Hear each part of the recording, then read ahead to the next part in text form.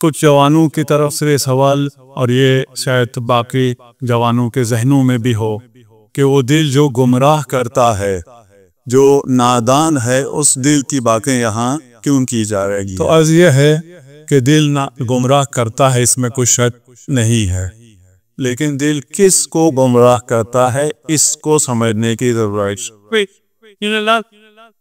اگر بات یہ رہے کہ ہر وہ چیز جو گمراہ کرتی ہے وہ اچھی نہیں ہے، تو قرآن نے اپنی آیات کے لیے خود کہا ہے یُضِلُّ بِهِ کثیرا، قرآن کے ذریعے بہت سے لوگ گمراہ ہوتے ہیں۔ قرآن کتاب ہدایت ہے، ھدی للمتقین ہے، اس میں کوئی شک نہیں ہے، لیکن اسی قرآن اور انہی آیات الہی کے ذریعے کثیر کو گمراہ بھی کیا جاتا ہے۔ بس یہ اگر ہم نے سمجھ لیا کہ قرآن جو کتاب ہدایت ہے، سرچشمہ یہ ہدایت ہے، اس سے بھی گمراہی ممکن ہے، تو کیسے یہ ممکن ہے کہ قرآن سے کوئی گمراہ ہو جائے؟ یُضِلُّ بِهِ کثیرا پہلے کہا ہے، وَیَہْدِی بِهِ کثیرا بعد میں کہا ہے۔ قرآن سے بہت سے لوگ ہدایت لیتے ہیں، بہت سے لوگ گمراہ بھی ہوتے ہیں، تو اس پر اکتفا نہ کریں کہ اس پر کسی نے ہمیں آیت سنا دی ہے، اس موقف پر کیونکہ قرآن پڑھ دیا ہے اس لیے یہ موقف صحیح ہوگا۔ یقیناً قرآن کو اگر معلم قرآن سے نہ لیا جائے تو اس قرآن سے ہدایت نہیں ملتی۔ قرآن تب ہدایت کرتا ہے آسان کرنے کے لیے، بچوں کو سمجھانے کے لیے۔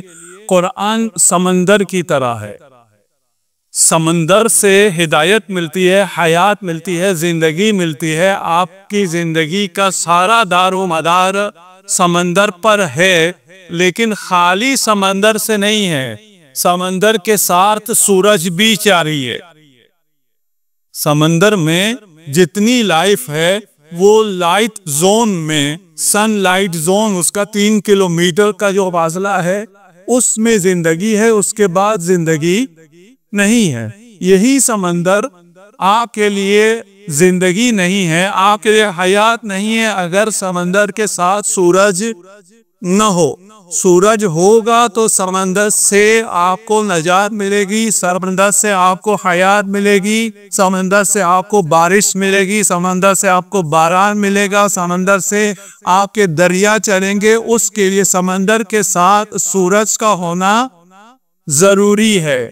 قرآن سمندر ہے، صرف سمندر سے استفادہ ممکن نہیں ہے، قرآن کے ساتھ شمس بھی ہونا چاہیے، اور شمس طالعہ اہل البیت ہے۔ شمس طالعہ آپ زیارت میں پڑھتے ہیں کہ جب تک وہ شمس نہیں ہوگا تب تک نجات حاصل نہیں ہوگی، قرآن سے بھی نجات حاصل نہیں ہوگی جب تک شمس نہیں ہوگا۔ بارش سمندر نہیں ہے، بارش سمندر ہے، بارش سمندر نہیں ہے، بارش سمندر سے ہے۔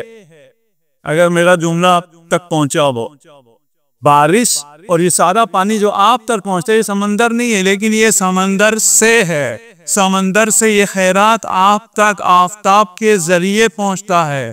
حدیث قرآن نہیں ہے، حدیث اہل بیت قرآن نہیں ہے، لیکن قرآن سے ہے۔ آپ تک قرآن کی رہنمائی احادیث اہل بیت کے ذریعے پہنچ سکتی ہے۔ اگر احادیث اہل بیت کا آفتاب نہ ہو تو قرآن آپ کے لیے ہدایت نہیں ہے، نہ فقط ہدایت نہیں ہے، گمراہی ہے۔ بس حسبنا کتاب اللہ کہنے والا اپنا فیصلہ خود کر لے، اس کو ماننے والے اپنا فیصلہ خود کر لیں۔ قرآن کافی نہیں ہے۔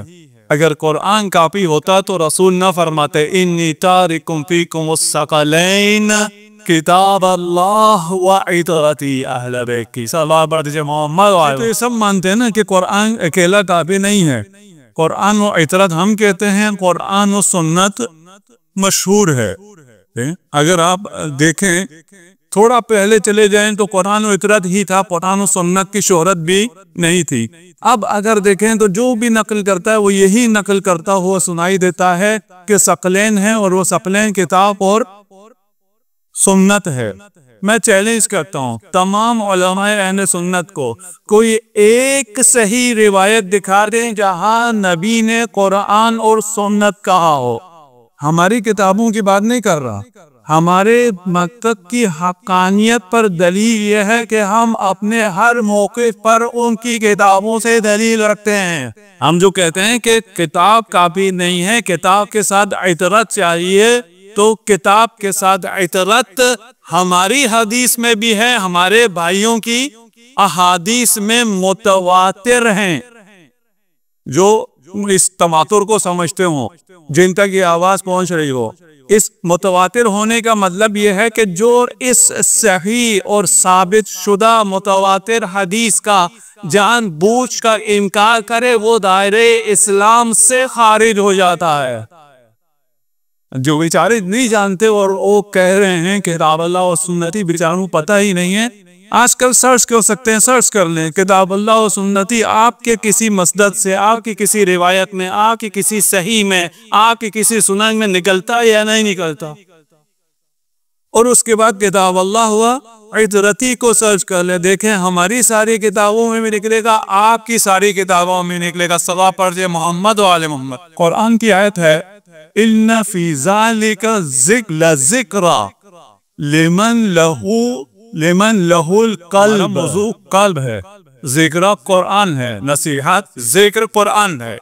قرآن کس کے لیے نصیحت ہے؟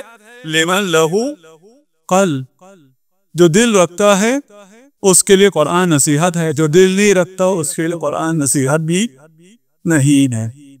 بالکل واضح ہے، بالکل صاف ہے۔